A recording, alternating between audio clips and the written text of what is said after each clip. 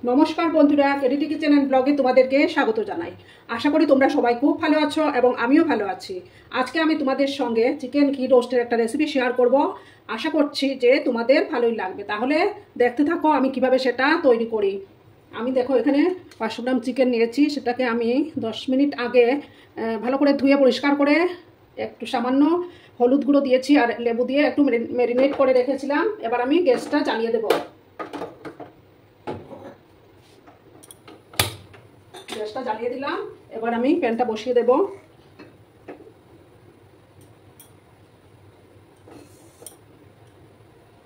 আর বন্ধুরা, ভিডিও দেখার শুরুতেই টপ করে একটা লাইক করে দিও। লাইক করে আমার পাশেই থেকে যেও। তোমাদের একটা লাইক আমাকে অনেক দূরে এগিয়ে নিয়ে যেতে সাহায্য করবে। লাইক দিতে কিন্তু ভুলো না বন্ধুরা। পুরনো বন্ধুদের অসংখ্য ধন্যবাদ আমাকে এইভাবে সাপোর্ট করার জন্য। আর নতুন বন্ধুদেরকে অনুরোধ করছি আমাকে এইভাবে যেন সাপোর্ট করো তোমরা। আর আমার পাশে থাকা বেল আইকনটি একটু প্রেস করে রাখবে, যাতে আমার ভিডিও ছাড়ার সাথে সাথে নোটিফিকেশন তোমাদের কাছে পৌঁছে যায়।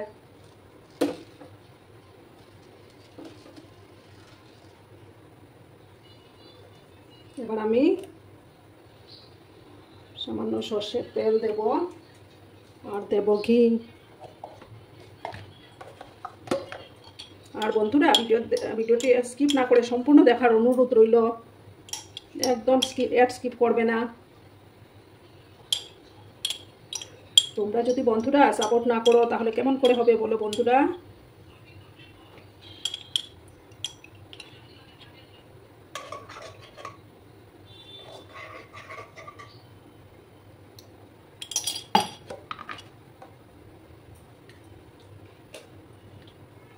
সামান্য আর একটু তেল দিলাম। তেলটা থেকে যখন একটা সুন্দর গন্ধ বেরোবে তখন আমি এগুলো দিয়ে দেবো। তেলটা গরম হয়ে গেছে। আবার দিলাম দুটো তেজপাতা। তারপর দেব দারচিনি, দুটো ফাটানো এলাচ, দুটো লবঙ্গ আর কয়েকটা গোলমরিচ দিয়ে দিলাম। আর দেবো সামান্য একটু গোটা জিরে দেবো।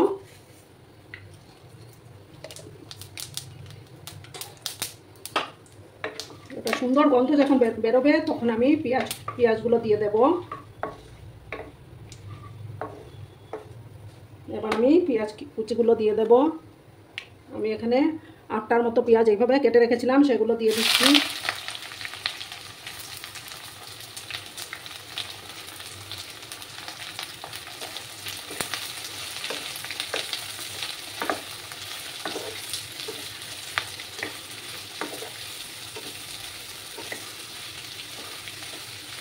এবার আমাকে এই পেঁয়াজগুলো একটু লাল লাল করে ভেজে নিতে হবে।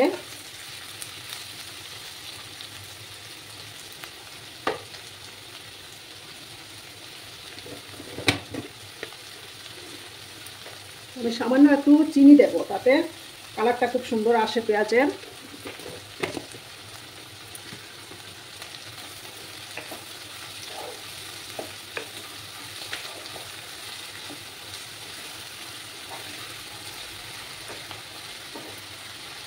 ভালো করে লাল লাল করে ভেজে নেব। আর সামান্য একটু নুন দেবো, তাতে তাড়াতাড়ি সফট হয়ে যাবে।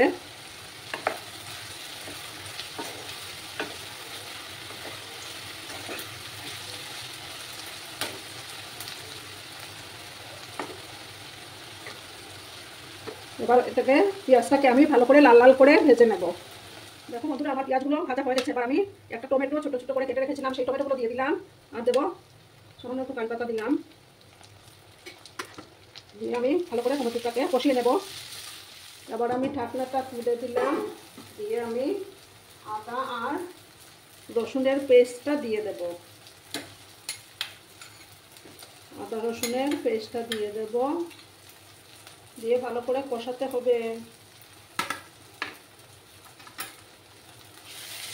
আদা রসুনের কাঁচা গন্ধটা না যাওয়া অবধি আমি ভালো করে কষিয়ে নেব।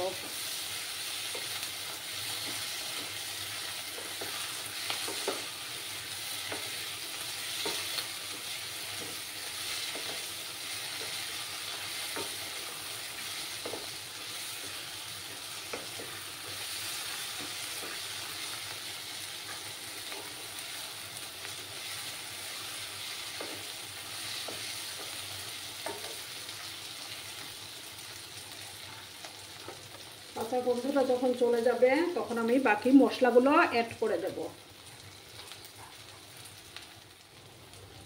আমার এই আদা রসুনের পেস্টটা দিয়ে আমি ভালো করে কষিয়ে নিয়েছি। এবার আমি দেব এটার মধ্যে আমি জিরেটাকে বেটে রেখেছিলাম, সেই জিরে দিলাম। তারপর দেব সামান্য ধনে গুঁড়ো দেব,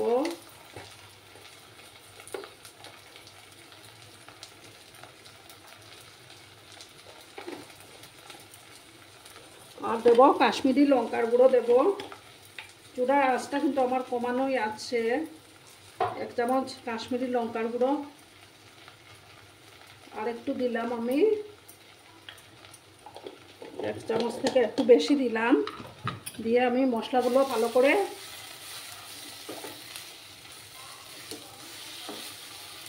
কষিয়ে নেব।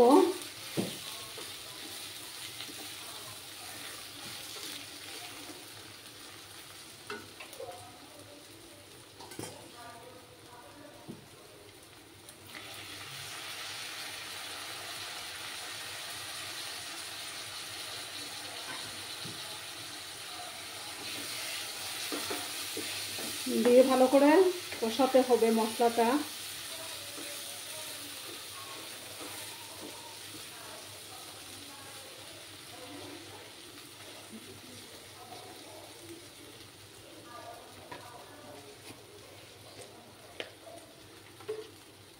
এবার আমি 1/2 চামচের মতো গোলমরিচের গুঁড়ো দিলাম। দিয়ে ভালো করে কষিয়ে নেব। চুলার আঁচটা কিন্তু আমার কমানোই আছে।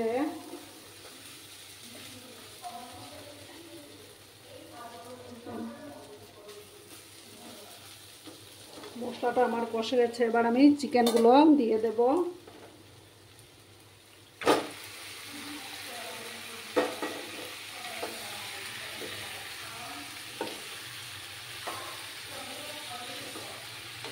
দিয়ে ভালো করে কষাতে হবে।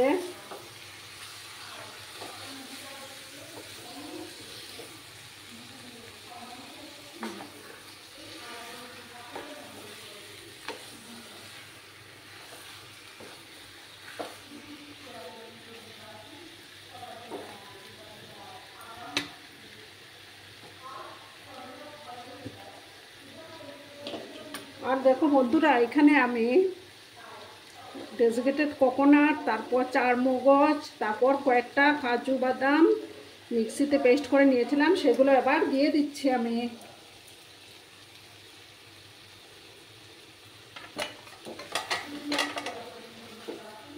দিয়ে ভালো করে সমস্ত কিছু একসাথে কষিয়ে নেব।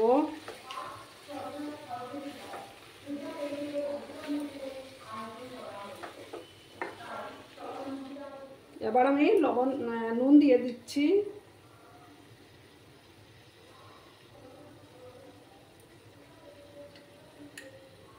পরিমাণ মতো নুন আমি দিয়ে দিলাম।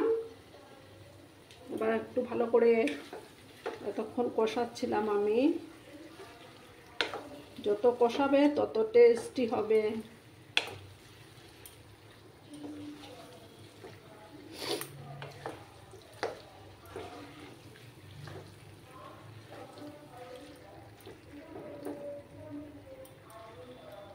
কমেন্টে অবশ্যই বলবে আমার আজকের রেসিপিটি তোমাদের কেমন লাগলো।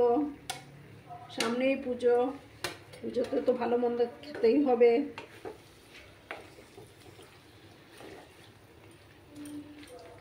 সুন্দর স্মেল বেরিয়েছে বন্ধুরা।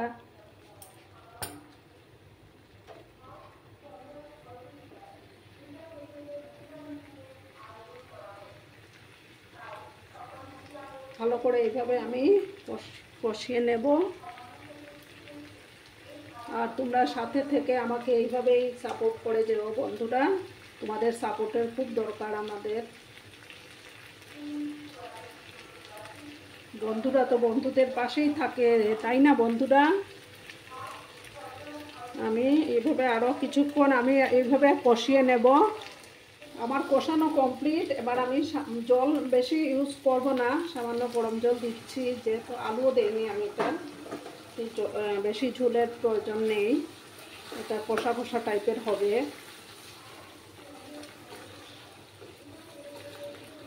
আর চিকেন তো রান্না করতে বেশি খুব একটা সময়ও লাগে না।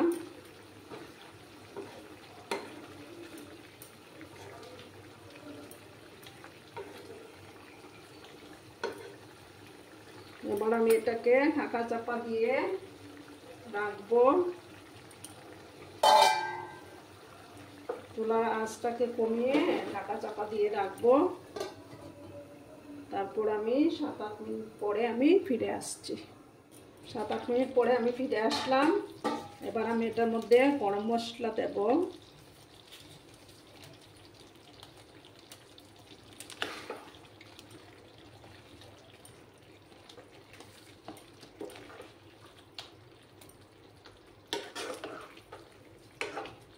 আমার ঘি রোস্টের রেসিপি অলমোস্ট ডান।